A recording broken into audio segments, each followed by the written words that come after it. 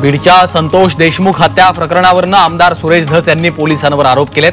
आरोपी फरार झाला त्यावेळी जे पोलीस होते त्यांना निलंबित करण्याची मागणी सुरेश धस यांनी केली आहे। तर त्यांचा सीडीआर तपासून लवकरात लवकर या प्रकरणी कारवाई करा अशी मागणी देखील त्यांनी केली आहे। धनंजय मुंडेंचं मंत्रिपद काढून घ्या असं म्हणत प्रकाश सोळंके यांनी राष्ट्रवादीला घरचा आहेर दिला। बीडच्या मुख मोर्चामध्ये ते बोलत होते।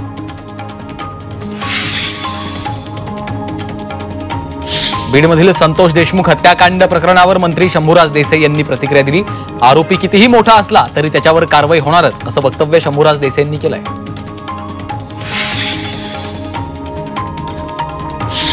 बीड हत्याकांड प्रकरणावर खासदार अमोल कोल्हेंनी प्रतिक्रिया दिली आहे। बीड हत्याकांडामागचा आरोपी सापडायला एवढा उशीर का होतोय असा सवाल कोल्हेंनी उपस्थित केलाय। बीड हत्याकांड प्रकरणावरून राष्ट्रवादी शरदचंद्र पवार पक्षाचे नेते जयंत पाटलांनी महायुती सरकारवर निशाणा साधला। इतके दिवस होऊनही सरकारनं मुख्य आरोपीच्या विरोधात भूमिका घेतलेली नाही अशी टीका त्यांनी केली आहे। बीडच्या मस्साजोग गावात आज कडकडीत बंद पाळण्यात आला। सरपंच संतोष देशमुखांच्या हत्येच्या निषेधार्थ गाव बंदची हाक देण्यात आली आहे। या पार्श्वभूमीवर गावातली दुकानं, हॉटेल्स, शाळा आणि इतर शासकीय आस्थापना बंद ठेवण्यात आली आहेत।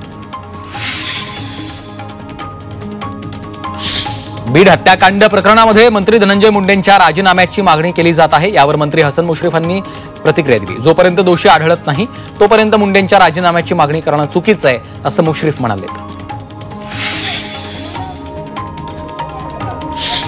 मुख्यमंत्री देवेंद्र फडणवीस 20 जानेवारीला दावोस दौऱ्यावर जाणार आहेत। वर्ल्ड इकॉनॉमिक फोरमच्या वार्षिक परिषदेला देवेंद्र फडणवीस उपस्थित राहणार आहेत।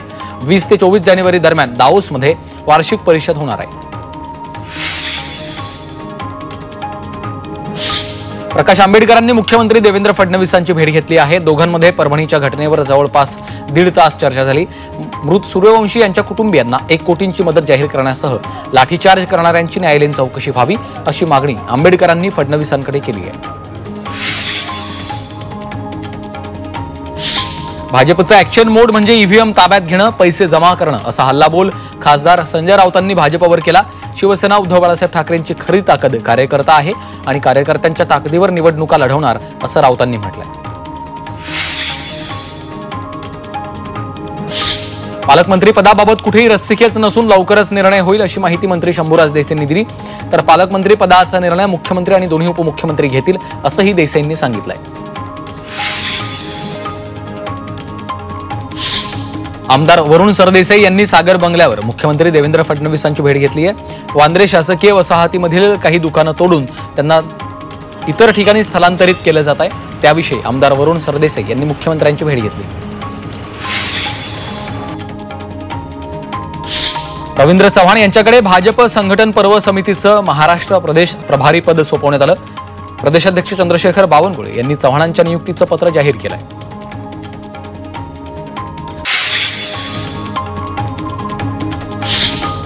कोकणातील समुद्र किनारी मंदिरात पर्यटकांची मोठी गर्दी पाहायला मिळते। नाताळ, 31 डिसेंबर आणि सलग आलेल्या सुट्यांमुळे पर्यटकांची गर्दी झाली आहे। त्यामुळे या ठिकाणची हॉटेल्स, रेस्टॉरंट फुल झाली आहेत।